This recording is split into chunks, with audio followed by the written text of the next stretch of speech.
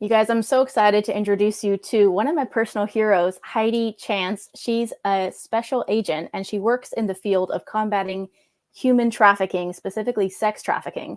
She does some incredible work, and today she's here to talk about it and tell us what it's like behind the scenes, what she's seen in her work, and also what the public needs to be aware about. Heidi, thank you so much for being here. Absolutely. Thank you for having me. Of course. I've been looking forward to this discussion. So would you please tell people a little bit about the work you do as you would explain it to the public and some of the things you're involved with today? Yes, so I am a retired detective from Phoenix Police Department, where I spent 25 years as an officer. As the detective portion of my life was basically 14 years that I spent as an undercover detective towards the end of my career. As an undercover detective, we investigated and combated human trafficking happening in the Phoenix general area. When I talk to the public, I talk about Phoenix being the 5th largest city in the United States and how the Phoenix Police Department is a large agency, but there's only 9 whopping detectives who have the responsibility of working both in undercover capacity as well as doing investigations that are coming in from all points, from patrol, from the National Center for Missing and Exploited Children, from the National Hotline, from our own hotline here in Arizona, from Silent Witness. So really, they're working so hard, and they're an incredible group of people working every day to combat this problem and do what we can to make a dent in human trafficking happening here domestically.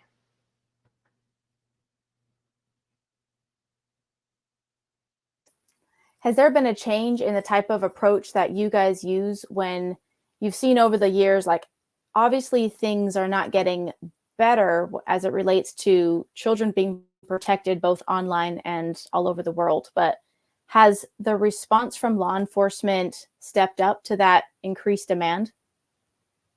Yeah, so definitely there's a couple of things that have changed over the last 15 years since I've been working this problem.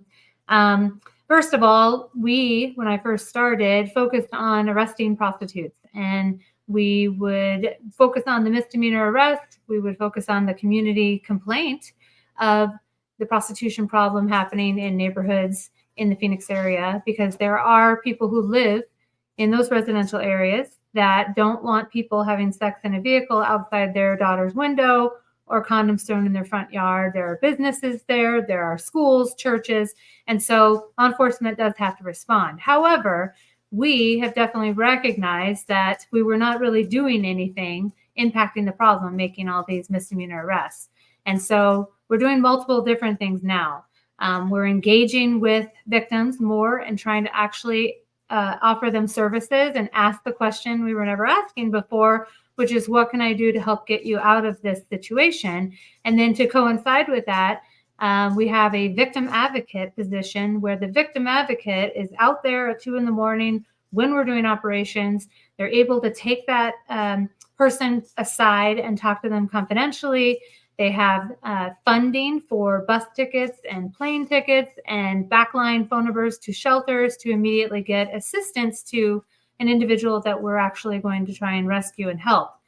There is definitely a line, obviously, between we're offering you services, we're offering you services, we're offering you services again, and you're not taking us up on this, but you're still out there committing the crime. And at that point, we are going to make an arrest. But in addition to that, the focus is definitely shifted on sex buyers and traffickers in a way where we are doing more targeted operations going after sex buyers, specifically not only female officers posing as prostitutes online or on the streets, but also through social media apps and some of the apps where juveniles are at, and then running operations where we have female officers that look young enough to pose as juveniles. And those are my favorite kind of operations to help run. I can't pose as a 16-year-old, maybe back in the day. But definitely having buyers be charged with felonies is a beautiful thing. So lots of those kind of operations. And then, of course, targeting traffickers. I've had conversations where I've posed as a prostitute walking down the side of the road, and I've had a pimp come up to me and try and recruit and groom me right there on the street, as well as online. So we are engaging with traffickers, whereas before we were walking away. We weren't contacting them. We weren't engaging with them. And since we've been engaging with them, we've learned so many things. Each trafficker runs their criminal enterprise differently. And so we're learning a lot engaging with them. That's incredible. You do a lot on the side of training as well. I've seen some of the things you post about online, not only for awareness, but you teach seminars. Is that right? Yeah. So since I retired, I started my own consulting business with a couple of missions. Obviously, the continued community awareness for the general sex trafficking awareness, because I still have people who ask me, what does a sex trafficking victim look like? And that's not really like, if people are still asking that, then we definitely have to work on answering that question and do more outreach and awareness, because that's definitely an issue for people. But at least they want to know how to recognize and respond to sex trafficking. So that is at least going on. But then the second mission is because I had so many amazing successes in my career, and I really am bragging here because I'm very proud of myself and my old squad mates, and I continue working with them now even, and we're doing joint operations together. And it is, I'm very proud of all of the work that we've done, and sharing that with other law enforcement, getting them inspired in wanting to do these operations, because these are not easy cases. These are really difficult cases. I mean, I joke with homicide detectives, their victim is dead right there. Their victim's not going anywhere. Right? They don't have to find them, see if they still want to press charges, see if they still want to testify. They don't have to do any of that. We have to not only locate, relocate, re-encourage, get them involved with services. I mean, it's a continued thing all throughout, trying to resolve these cases, getting them justice, whether it's 1, 2, 3, 5 years before we either go to trial or have a plea agreement. And it's really difficult to not only investigate these cases, but keep victims wanting to still play the game of our justice system. Exactly. Oof, so much to unpack there. But in general, I know this is a pretty big question, but do you think our judicial system is doing everything within their power to assist your efforts in this matter, or do you often run into obstacles as it relates to how things are handled on the legal justice side? Well, there's a lot of things going on that the public definitely doesn't know about. I think it's a matter of, just like we have an issue with retention with police officers, no one wants to be a police officer anymore, and we have more and more agencies trying to hire officers and lowering standards and all of those things. The same goes for prosecutors. We have a lot of issues with prosecutors leaving to go do private work, to go do, business work, defense work, all of those things, because there's more money in it. And so, unfortunately, we really do need to, as a government entity, facilitate a way to better compensate, prosecutors and judges and people that would be in the position to get victims justice, so that we can even get to that point. Because otherwise, we have a situation where we've got prosecutors with a whole bunch of paperwork on their desk, and they're just trying to move this pile to this pile, which is the resolve pile. And whether that means, low plea offer, at least it's moving to some kind of resolution. And that is not the way this justice system was meant to be. And it's really unfortunate. So we really need to, encourage young people to want to be police officers, to want to be prosecutors, especially because we have a little bit of a problem now, and I can only see that getting worse if we don't devote time and effort to that. I imagine, and I'm so appreciative of your work, because I know you're up against a lot of odds, not only risking your life and safety out on the streets, like you were saying, but also there's a lot behind this whole criminal enterprise. And we both know it's very profitable. It's not convenient for their infrastructure to be disrupted. So people like us are here to do that anyway, regardless of the risk, because it's worth it, because we must. Do you think absolutely. there are some things? Yep. Do you think there are some things that we, the people, the general public, should not only be aware of, but things we can do basically to make your job easier, or to inspire the judicial system to assist you more in your efforts?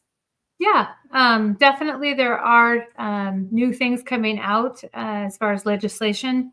The is it the COSA Act, the Kids Online Safety Act? I mean, things like that. General education, continuing education. There are so many organizations that are stepping up to the plate, like yours and others, where they're, educating the public, getting them involved in recognizing human trafficking, recognizing, and then also how to report it and be a good witness. All of those things are critical. And it's really, really important for the aftermath. I know we have a lot of effort in doing the rescues, but we have a serious issue with after someone's rescued, rehabilitating them, getting them reintegrated back into society, helping them get an ID, helping them get their job, helping them, expunge some of their criminal record if we can do that, to help them, have it be easier for them to get a job. Placement issues. We have some shelters that have a age restriction of 26 years old. Well, I've had lots of victims that were older than 26 years old, victims that are on drugs, victims that are, very attached to an animal, a pet. Do we have a shelter that can take a dog or a cat? Probably not. Or a victim that's, recovering off of drugs. We have other special population victims like boys and LGBTQ plus and transitioning kids. And, no matter how you feel about any of those things, there still is a need to have resources for those individuals, especially if they were trafficked, and especially if, they have been a victim of a crime. We need to step up to the plate and make these facilities accommodate those special needs. Yeah, absolutely. One of the things I talk about often in public speaking and awareness is that, so I'm not expecting people to relate to what it's like to be a survivor or to be a victim of trafficking, especially a child trafficking victim. But, a lot of well-meaning people will say things like, oh, why didn't you escape sooner? Or like, wow, you really stayed there a long time. In my case, I was born and raised into that environment. I escaped when I was 20 years old. So people who know what they're talking about, I have real dark humor and a, sarcastic way of healing from this. So I laugh about it. But the point is that I'm not offended. But people like you and I would not ask that kind of question of someone who's lived through that, because that's simply not how that works. So to unpack that further for the public, even if it were possible for specifically a child to escape that type of environment, right? We're talking control and guard dogs and high walls and like all the different aspects of physically, it's not possible for a child to overpower or outsmart a predatory adult. But that can also apply to adult victims who may not only be coerced, who may not only be severely traumatized, they may also be forced, manipulated, and a line of other words I could use to do what they do. So that being said, escape is such a nebulous concept when it comes to someone being under the control of a trafficker. But then let's go beyond that. Let's pretend that 5-year-old me in Brazil or 10-year-old me in Mexico could have escaped. Like, let's pretend that I could jump over the wall and escape. Okay. Then where would I go? Where's the support for survivors? So even a child or an adult in the United States, if they were to somehow escape or even be rescued, where's the aftercare? Where would they go that's actually safe? Because in most of these children's cases, they were somebody's product. Their trafficker doesn't just let them run free. And I'm sure a lot of the same applies to adult victims. So that being said, it's for the sake of awareness that we do have to do a lot better with not only, yes, rescuing survivors, but supporting the aftermath of what it's like to come out from a world where you're under complete control and you don't know the real world at all. You probably don't even exist on paper. So trying to overcome all that trauma, but then also how do you assimilate into a world that doesn't have a transition process set up for you, and especially not your unique needs like you were just talking about. We have more shelters in this country for animals than we do for humans. And I love animals. That's my 17-year-old pit bull. Yeah. But why are we not doing better to support victims? Now, unfortunately, that's a rhetorical question, but what's your opinion on that? Why do you think more isn't done for survivors and victims? Yeah, I think what we need is survivor victim advocates to really help with that process, because that's where someone who's been through it is more relatable to that victim going through that rehabilitation process. And I think that there's definitely a large survivor leadership group, but I don't know how many of those people have ever been approached with the idea of becoming a victim advocate, because that is so helpful. I mean, I've had so many cases where, one that comes to mind, a juvenile that was 5 months sitting in placement with Child Protective Services. And it took the survivor victim advocate 5 months to get her to the point where she was ready to talk to law enforcement. So it isn't as easy as, well, they could just talk to the police. It's definitely not that easy. And, even though I had to start that case 5 months late and investigate it 5 months after the fact, we still found enough evidence to charge him with 11 counts. And he was, she testified. So that was also a big part of why he got charged and found guilty and sentenced to 108 years just for one victim. But all of that was not going to ever happen without that survivor victim advocate. So that's really where, besides placement and appropriate services, having someone who's been there is really critical. Yeah, absolutely.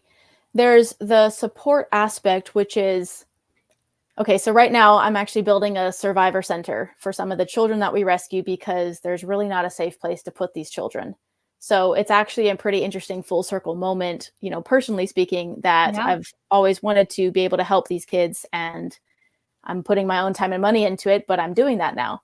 Now, that being said, there's, even knowing what I know and doing what I do, there's so much beyond comprehension in this process of not only helping them find physical protection and safety, which is a whole thing, but there's also the mental, emotional, spiritual trauma and healing and rehabilitation process. So I want to unpack that a little bit, because, again, for a survivor to feel, and okay, obviously there's so many variables in children, adults, and the situations, right? There's not a one size fits all problem. Therefore, there's not really one size fits all solution. But the aspect of helping a victim feel safe. So not only, okay, we got you, you're protected, no one's going to come get you, but feeling safe, meaning taking them from a world of chaos, helping them trust you when they probably never could and never should have trusted anyone in their life. Then getting them to the place of, you can just breathe and sleep and no one's trying to take advantage of you here. And this is a total different situation than what you've been used to. And then trust us, tell us all the secrets you've been told not to tell anyone, sell out all the people that told you all these lies and that they're the only ones that can help you and we're the bad guys. Like, let's do a 180 on the perception you've been taught. Trust us with this very sensitive information and we'll help you, and trust us that we won't use this against you like everyone else in your life has. So I'm summarizing so much here, but it's a very complex process, especially for a victim who's, I call it trauma brain, when you've been wired or rewired in a way that definitely takes a long time to recover from. So are the systems that you've worked with, I know you can't say too many details here, but are there government agencies or places in your state that actually provide safety for these victims where they can find healing? Yeah, so I think what we've also done is evolved in that regard just a little bit. We're doing a little bit better because, especially with the most common victims, not all victims, but we have a large population of victims that are in the child welfare system that are the ones that we come across. And when we're doing our investigation, prior to the protocol being developed, and I'll explain what that is in a second, we were sending these kids. I finished my interview. I'm ready to go break down doors and get the bad guy. And I'm going to have child welfare take them and put them in a safe place. And a lot of times that was literally a call center where they're sleeping on the floor, waiting for hours until an available bed at a random group home came available. And then when they get to the random group home, that is a group home of other kids who've never heard of prostitution, never heard of trafficking. And we are infecting that sterile environment by introducing this kid who just barely is being rescued into a group of other people that we were infecting this situation, so that these kids were recruiting from inside that group home, and then you'd have multiple kids run away. So in order to put a stop to that, at least we've got this in place, and it needs work. It's not, It's not totally the way that I would envision it, and then maybe I can give you some ideas here for yours, but it is now the protocol, the cooperation between law enforcement, because we're the transportation. They're not going to be able to escape my car. And there's two of us. Because I've had so many cases where DCS caseworkers pull up at a stoplight and the kid runs from the car. So transportation, obviously DCS or Child Protective Services. Mercy Maricopa here locally is the insurance company in this state that handles and pays the bill for kids in DCS custody. And then the behavioral health hospital is where it initially was. Now it's another facility. But it is a system where when we do our interview, then we're the ones transporting them to that behavioral health hospital, behavioral health facility. It's a 23-hour hold where there's like a temporary custody notice, so to speak, from DCS for that kid to be placed there. We're kidnapping these kids for 23 hours, basically, giving more time for DCS to find appropriate placement than a random group home with a bed. Plus, they get immediate attention from a medical professional. They get to sleep, they get to shower, they get to change their clothes, they get to eat something. All of those things are happening immediately, at least those initial basic needs. And then 23 hours later, we, transportation, come back in from home, whether it's 2 a.m. or whatever. There's 2 detectives on standby, and we do that transport to wherever that placement is. And one of our placements is 2 hours away. We could drive in the middle of the night, 2 hours away, taking this kid safely to that placement. But those placements are for specific sex trafficking victims. But even like I said, those placements are limited on, if it's a kid that's coming off drugs, they're not going to be able to place them there. If it's a kid with, transitioning sexually or male victims, I don't know that we have a specific place at this time for those victims. So it is something, but it isn't totally perfect. Those facilities are the illusion of a lockdown. Obviously, if they want to jump an 8-foot wall and escape, one of those placements is a little bit too close to the street prostitution area, in my opinion. We could have chosen a further away place because if they do run away, they're going to find their way back to the track or the blade, which is the street that they frequent street prostitution at. But at least we're preventing them from linking back up with their trafficker. And we've noticed a difference in the traffickers are freaking out because the kid's probably snitching on them, they're assuming, so they leave. Fine, we'll get them next time. At least we've got this kid safe and they can't link back up with that trafficker, and that prevents them from running away because they can't communicate with that person. And it is a good thing. It's not perfect, but it is better than what we were doing before. Yeah, that's very commendable. And I say that sincerely because there's not enough efforts around the United States in general to focus on this. So I want to move into internet safety next because I know that's a big forte of yours. And you were actually the person who trained me in my first op with Veterans for Child Rescue to catch bad guys on the internet. So I love the work you're doing there. But just to kind of bring this point home when it comes to not only supporting survivors, but our role to make this a concerted focus. I'm going to ask you a rhetorical question because I say this when I'm speaking in public. I don't like to, I'm not here to tell people what to think. I'm here to help them unpack the logic for themselves. Like human trafficking is not a one-size-fits-all problem. Therefore, there's not a one-size-fits-all solution. But if we understand what's behind it, we can then tailor our strategy to at least be effective, because sometimes logical solutions don't apply.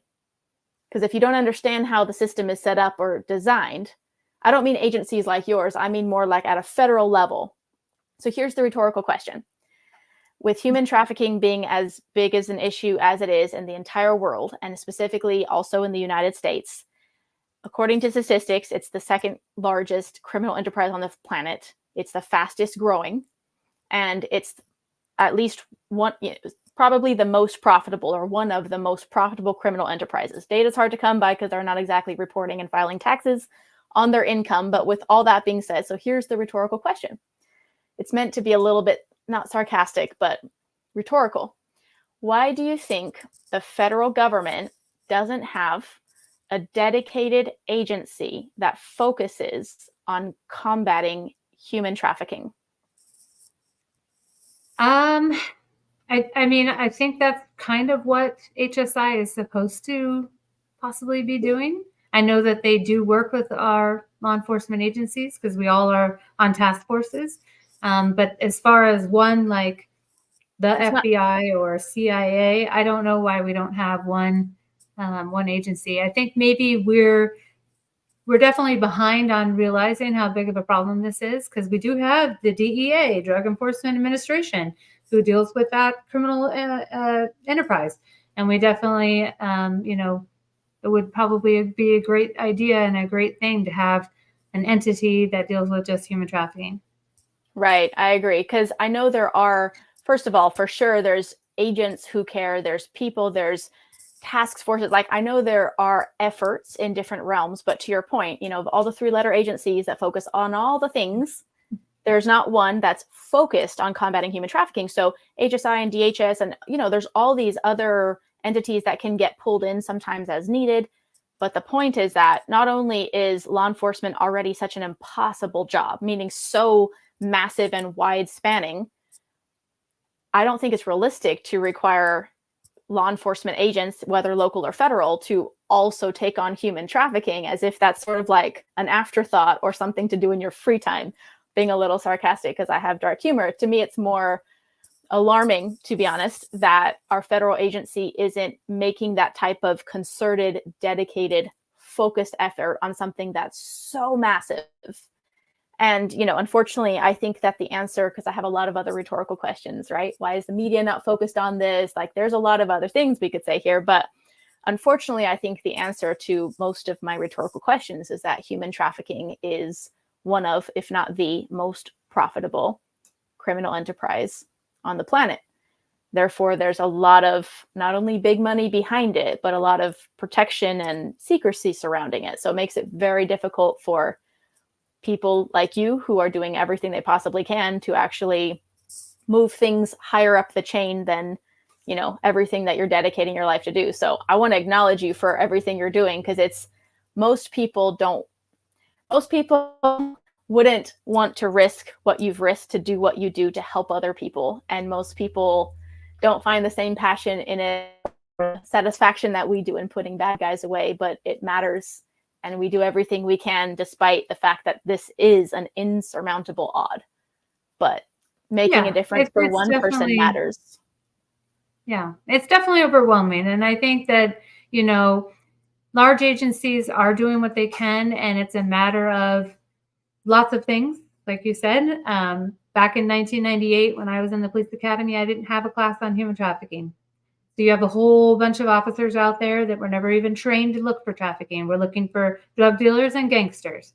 And it wasn't until 2015 did we start even at Phoenix Police Department, because I taught the class, teaching our officers in the academy to even recognize human trafficking. And pimps know it, and they're bragging about it. And I play a Facebook Live of a pimp that I found it on one of their open profiles. I'm like, oh, I need to show this to people to make them mad. This pimp bragging about the officers who are dealing with whatever in the background, not seeing him. And he's not half wrong. And so I play that video to show them that these pimps are bragging about you guys not seeing them. So let's see them. Let's see them on every call. Let's see them when you do a traffic stop. Let's see them when you show up to a domestic violence. Let's see them when you show up to a loud noise complaint at a hotel. All of these different calls that could have been human trafficking, looking back on my career for sure, before I was educated on it. Lots of examples of things that could have been human trafficking. And realizing and seeing it is definitely part of my other mission, as far as the law enforcement education and inspiration to do these cases and to see this happening.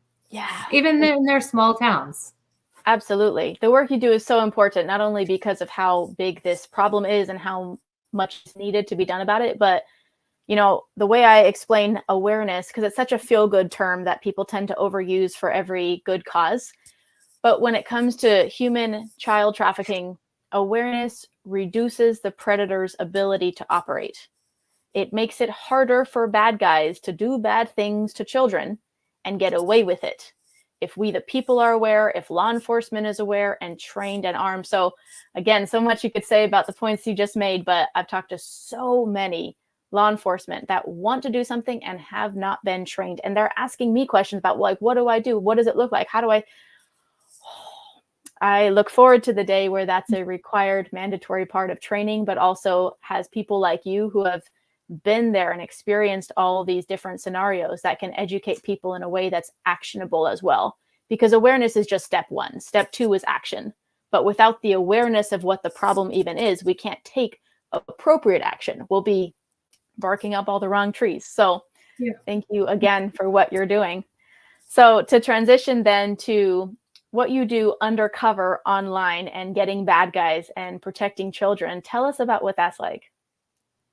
Yeah, so I think people need to realize that this is happening in your own house, in your kid's bedroom, and it's through the means of a cell phone. It is, we don't even know the damage caused by having 2-year-olds who know how to use an iPad and growing up with technology, and we're just barely touching the surface on how bad that is. And so when we talk about safety and internet safety and all of these things, I want to start with having the conversations earlier as parents, because earlier than you think, because the national age of entry into the lifestyle of sex trafficking is 13, right? We know that.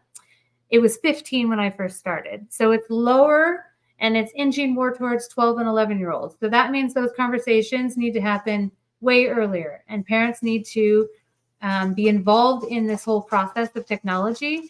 They need to constantly be educating themselves on all of these new apps. Like just this last school year, the Saturn app was pushed by schools, and Bark Technologies put out that the Saturn app is concerning because anyone can open up a profile. So yes, you can communicate with teachers and other students, but I, as a bad guy, can open up a profile and have a whole pool of people and kids to talk to and pose like a kid.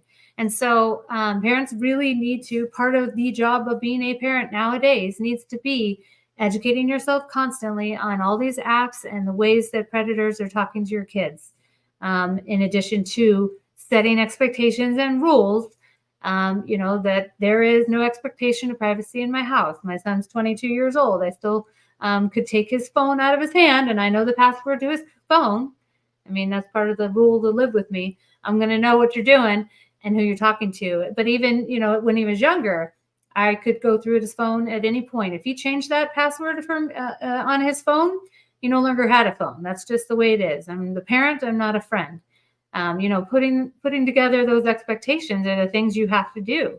And it is maybe even more education when parents are, at the hospital doing all the newborn stuff that we need to start having a class on. When they get older, this is the conversations you need to start having. I'm in the process of writing a book right now because I keep talking about these conversations, but I've never told parents what to actually say and how to go about having these conversations. And I'm relating it to victim interviews because I'm a forensic interviewer. And so look forward to that because I'm going to be putting that out soon. But, having a guide for parents to be able to follow and reference back to and, have these difficult conversations, but they're so necessary. Absolutely. I'm not a parent and I don't give parenting advice, but I've been asked by so many parents when I talk about this from my perspective of what I've seen when I was posing as a child on the internet, the amount of grotesque things that I can handle as an adult, but that children can't unsee. The amount of them, like the inundation of the predation, the aggressiveness of it, it was, hey, cutie, do you have a boyfriend? All the way up to things that would be inappropriately violent for a consensual adult relationship, as well as the images, the videos, and all these things. So again, I can handle it as an adult. But if I have to take time to mentally, physically, emotionally, spiritually recover from what I saw while I was pretending to be a child on the internet, and I have a better understanding of what, the dynamic is supposed to be versus what a child doesn't comprehend about that dynamic, especially when offers come in like, what would you do for $500, etc. Of course, children are going to be either interested in it and or not sure how to handle it unless we as parents and caretakers are able to educate them and have those conversations in advance. So I say this to parents often: if you're not willing to have those conversations with your kid, someone else is.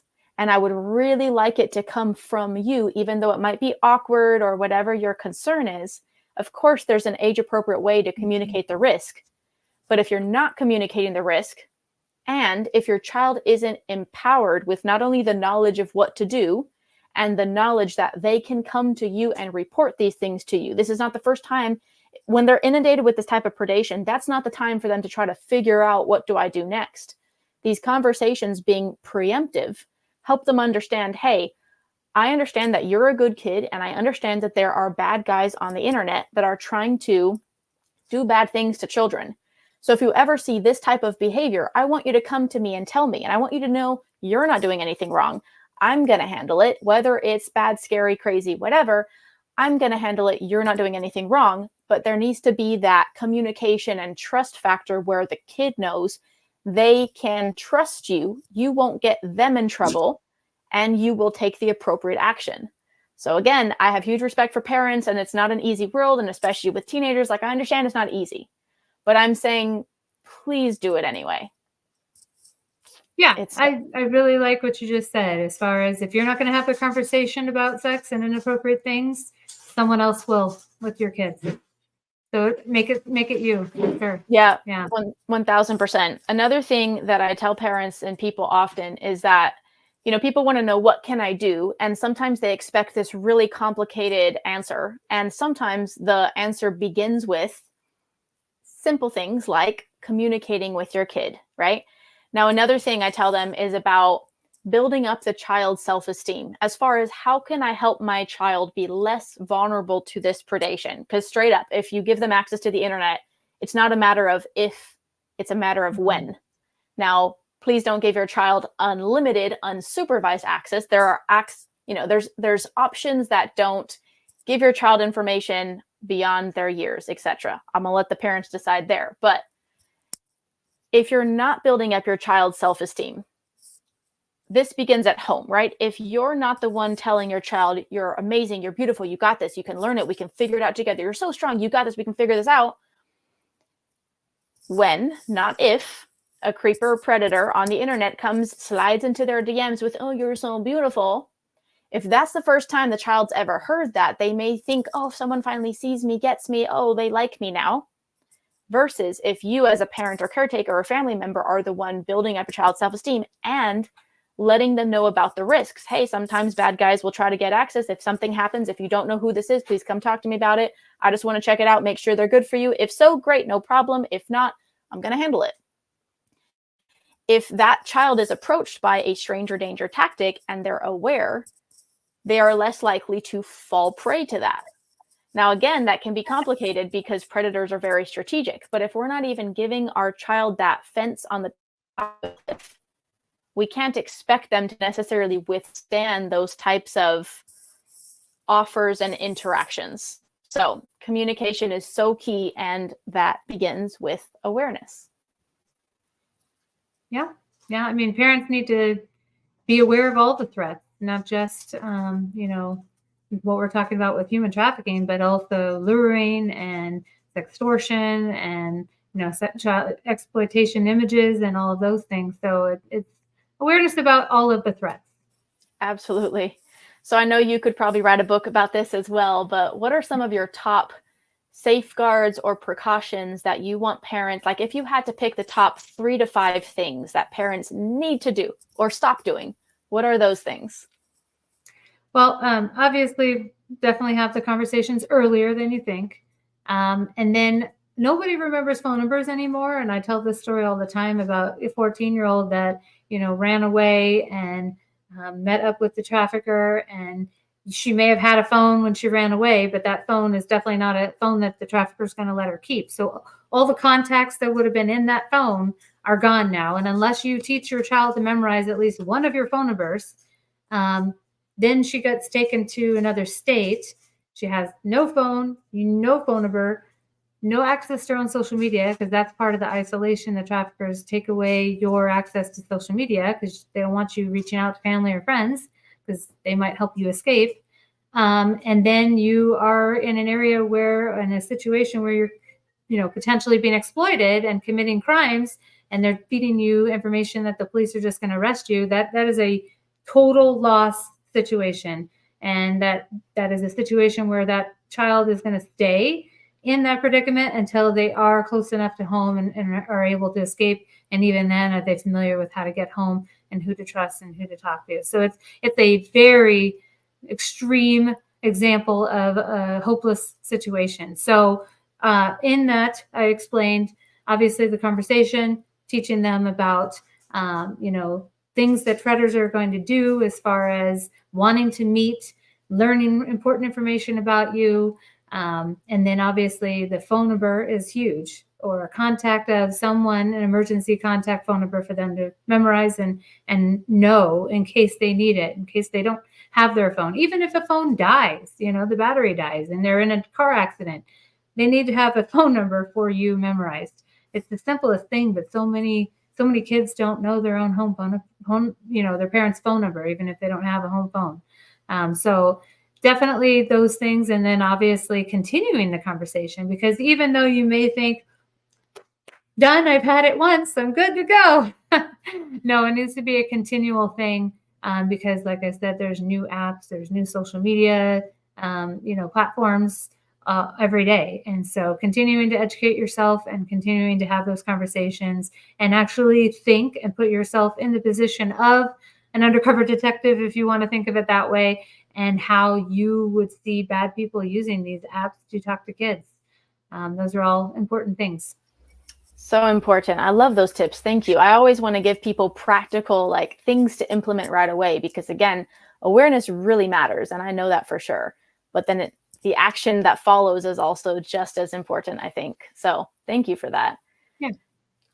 Interesting. So what are some of the projects that you might be involved in today, or some of the ways that people can do something to help, whether it's societally or in their local communities?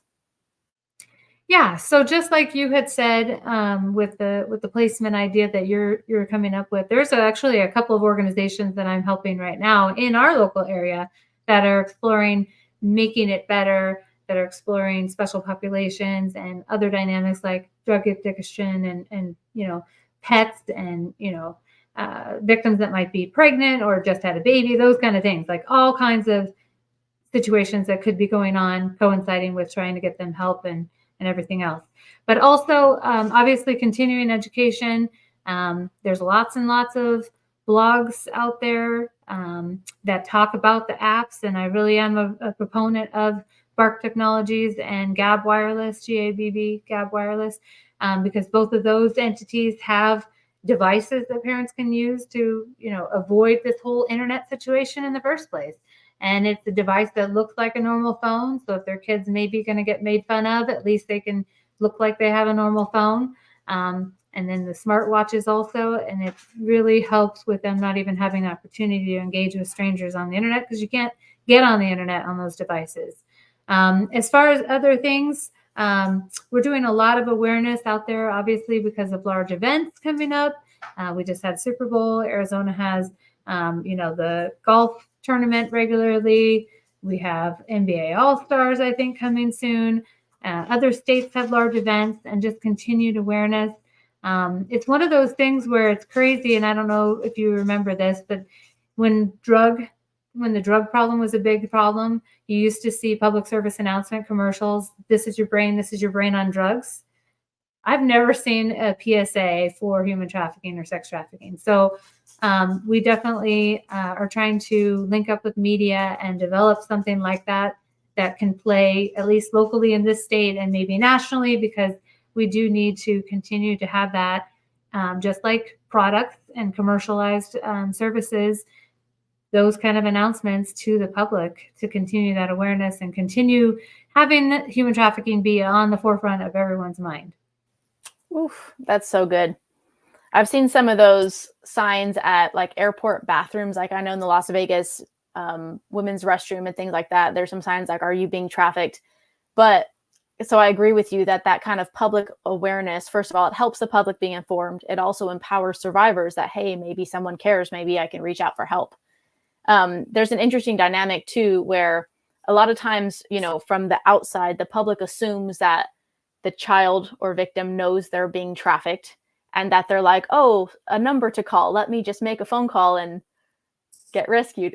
Dark humor smile. It's only because, how many layers of complexity each situation can have, but also how dangerous sometimes it can be for a victim to make a phone call for help or try to get help from law enforcement or whatever it is. So I agree with you. I want to see more public awareness and announcements and things like that, so that citizens are walking around alert, but then also practical ways that we can help some of these people that we're tossing around, but some things that we can get into people's hands, helpful solutions. Because the difficult thing too is that there might be a helpline that victim might be able to, not escape, but like to sneak away and make a phone call.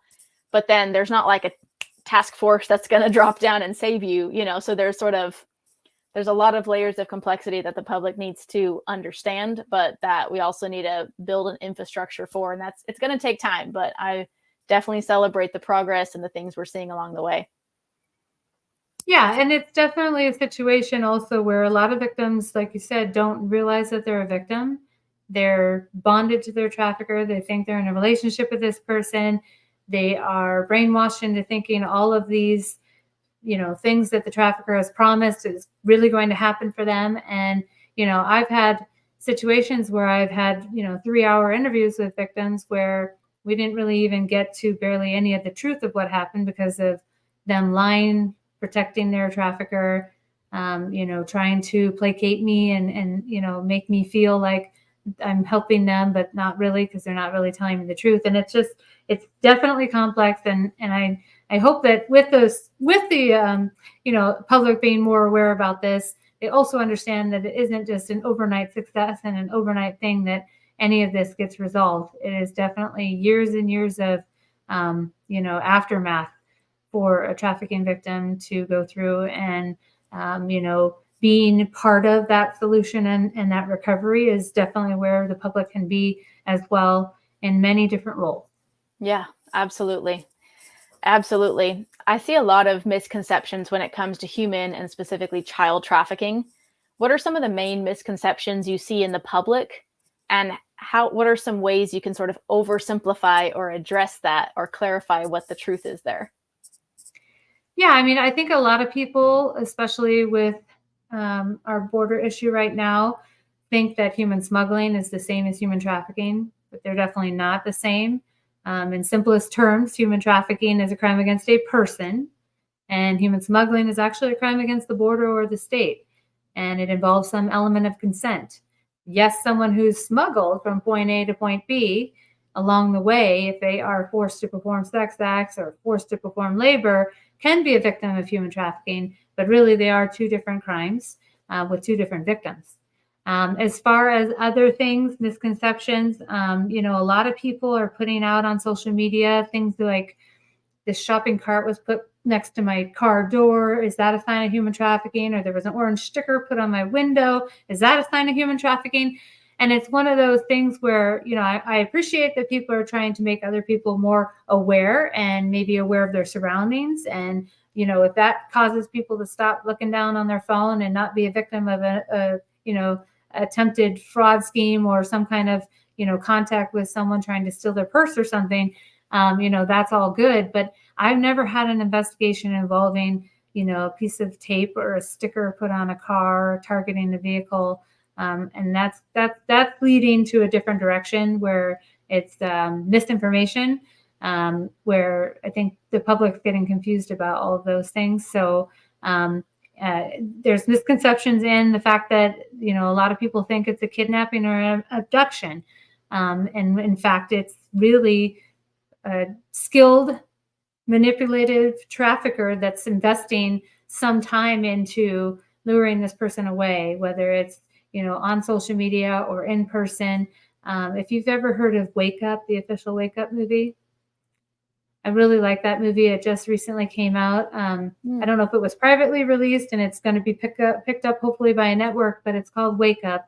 And it shows this one trafficker and the way he tries to target two separate little girls in different ways. One is on social media, and then he random shows up near her school because he's learned information about her, and he spent weeks talking to her and finding out tidbits of info about her, and she's thinking he's wanting to do a relationship with her. And then there's a girl who's in the child welfare system that he's able to manipulate within a matter of 24 hours to run away from the group home. Same trafficker, two different tactics, two different victims. And it's a really good depiction of how that happens and what that looks like here. It's not like you think. It is someone that's investing a little bit of effort and time and manipulation into getting to know you, to lure you away from home. It's not a complete stranger. It's not the white van that pulls up in the neighborhood and those kind of things. So really important for people to understand how this happens. Yes. Yes to everything you said. One of the main, I think misconceptions I see in public is exactly that most of these, especially child trafficking victims, are kidnapped. And then their concern or their paranoia becomes, oh no, someone might come kidnap my kid. Now, first of all, paranoia is not productive. First of all, that's not helpful. But also, back to the importance of awareness is that we become informed on what the problem really is. That's not to say, obviously, kidnappings happen, and yes, some of them end up trafficked. But in the majority of the cases that you've worked with, what has been the origin of most of these minors and children? Were they kidnapped, or were they, runaways, or all kinds? Definitely, predominantly runaways. I think there's a stat out there that within the first 48 hours, 1 in 3 kids will be either solicited by a sex buyer or approached by a trafficker out on the street physically. But definitely also the internet. I mean, the internet, it's literally, I've done investigations where I've done a search warrant for the Facebook private messages of a trafficker, and I have seen them copy and paste the same message that they may have sent me as an undercover or to my victim, and they just copy and paste. And it isn't where it is even remaining local, just so you know also. I've had traffickers I've extradited from Florida to, all the way to the West Coast from Reno. And it isn't where they're focused just on the local. It's a way for them to anonymously all day long recruit and try and find new victims. Because these are people who have no job. A trafficker doesn't have a job, whether they lie and say they clean carpets or whatever. They do not have a job. Their only job is to manage the victims they have right now and to find new ones, because that's how they're going to make more money. That's all they're doing all day long. And the internet opens the ability for them to anonymously recruit and groom whoever they can get to take the bait. And so that is what the danger of the internet is. So well said. Yep. I think that if people knew the truth about what this is, it's a weird thing to think of, but they say that child sex trafficking specifically alone in the United States generates at least $50 billion every year. So I like to think that statistics are barely scratching the tip of the iceberg, because we know that the majority of victims aren't rescued. We know that the majority of these cases are not reported. We know there's a lot more than what we know. So when we base things on statistic for the sake of being factual, we need to keep that in mind. However, $50 billion a year, let's not even quantify how many children that can be, but let's talk about the volume. So that's more than all professional sports combined. Now we see sports, we see the merchandise and the events and the sports bars and the big screen TVs and the games and the merchandise and the yay. We don't see human and child trafficking. The majority of civilians don't see it.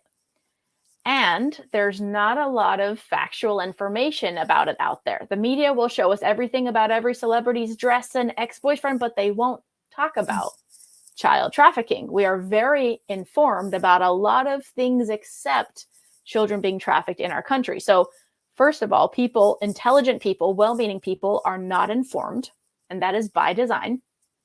It's 2 options. That's either intentional or incompetence. Either way, that's unacceptable. But those are the 2 options. So well-meaning people are not informed. That's one problem. then most of this obviously happens behind closed doors or, in ways that the regular people is not going to see. There's also a lot of misinformation about what this is and what this is not. And there's a lot of narratives and things that don't make sense. So unfortunately, there are people who think it's a theory. And see, if someone came and told you to your face that sports was a theory, it'd be hard not to laugh.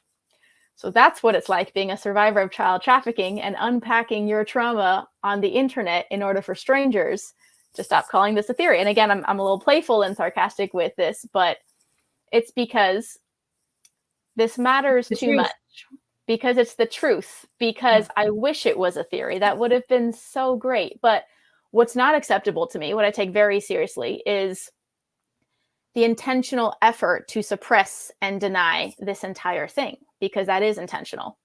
And we can, I don't call out individuals, but I do hold elected officials responsible because it's their job to protect and serve.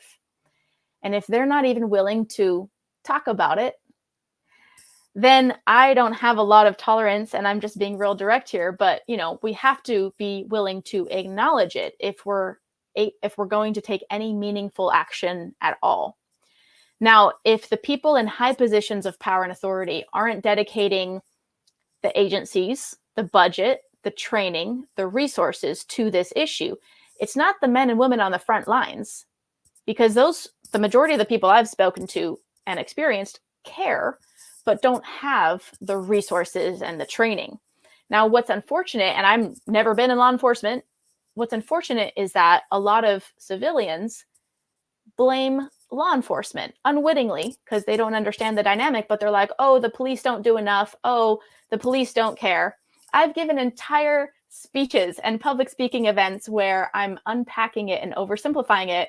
And the video title will come out and say something like law enforcement's failure to, combat human trafficking. And I asked them to correct that because, first of all, that is wildly inaccurate. Second of all, if we're not accurate about our understanding of the situation, we cannot effectively tailor our strategy. So lots more we could say there, but we have today, and I just want to again work you're doing, dedication to your message, impact your message is having on the world. And I want to give you the floor if there's any final thoughts or if there's anything we can do to support you, please let the people know. Yeah, so I think what we also need to talk about is just one last point. I have so many victims that literally in broad daylight got assaulted in front of the general public. People driving by, people walking into businesses, people sitting at the bus stop with that victim. And instead of taking their phone out to call law enforcement or do anything to stop this from happening, and I totally understand not wanting to get involved, but at least being a good witness and reporting it and wanting to film a TikTok or a YouTube video or, an Instagram reel, where we're going with that and the direction that that's happening is really, really, really bad. And I don't think people talk enough about how we need to not be doing that and have parents also not allow their kids to do that and talk to them about that. And I totally get not getting involved. You don't have to have the police show up at your house. You can call, you can provide contact information. You don't even have to have face-to-face conversation with an officer. You can talk to them on the phone, but at least call, because those victims see you just standing there with your phone out, and they've told me about it, and that's really sad.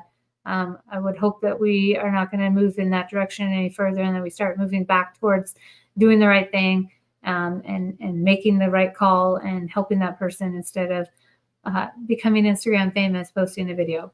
1000%. So much more to say to this one, but yes to everything she said and more.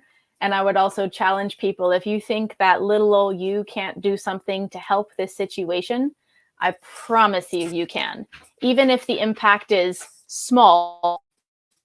A short version of a very long story. I was born and raised in a religious cult. Trafficking was one of many forms of abuse. 25 children. For 4 years of my childhood, I was in Houston, Texas, in Harris County. Every single week, I was on the streets, I was in restaurants, I was in shopping malls, I was in grocery stores, I was in people's houses, I was at famous landmarks. Every single week. 10 to 14 years old, not maybe 17. Not one adult, not one law enforcement officer, not one concerned citizen, not one human stopped and asked this child, are you okay? Have you eaten today? Where are your parents? Why are you out here? Why aren't you in school? Where do you go to school? Where do you live? Not one person asked questions that could have not only meant I spent less time on the streets, it could have meant that tens of thousands of us spent less time on the streets, at the very least, maybe even had a semblance of a childhood.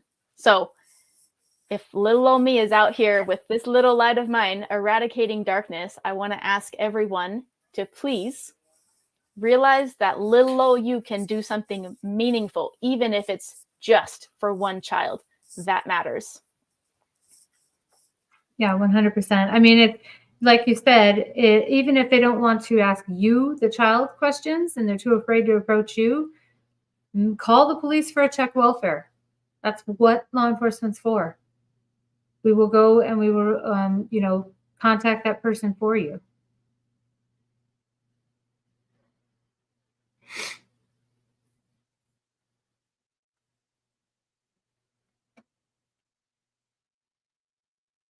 Uh-oh, I think you're muted again. There we go.